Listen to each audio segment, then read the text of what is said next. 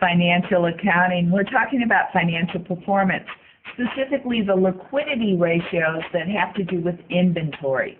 Remember, inventory, if you're a retailer, is what you buy from your vendors, slap price tags on, and say, fools, come in and pay more than I did.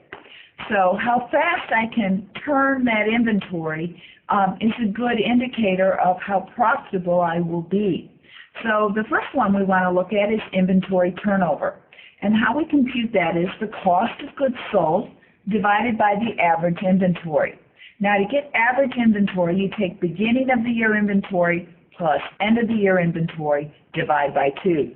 So in short exercise 6, what we'll do is we'll take the cost of goods sold from the income statement, which is $224,000, and divide it by inventory beginning of the year, inventory end of the year, divide by 2. And if we do that for X7, we find that inventory turns 18.7 times a year. That's the refresh rate. So you stock your shelves almost 19 times a year. If you had done that for the previous year's numbers, you would find that the inventory turnover was 19.6. So you stocked your shelves more often last year than you are this year. Is that good or bad?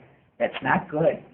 Well, how many times a year you stock your shelves really doesn't speak to me. What I want to know is how long does something stay on my shelves in my stores. So what I'll do is I'll convert inventory turnover into days inventory on hand. And how I do that is I take 365 days and divide it by inventory turnover. So for X7, 365 days divided by 18.7 times says the shelf life, or how long something stays on my shelves, is about 19.5 days. So how often do you stock your shelves? About every 20 days.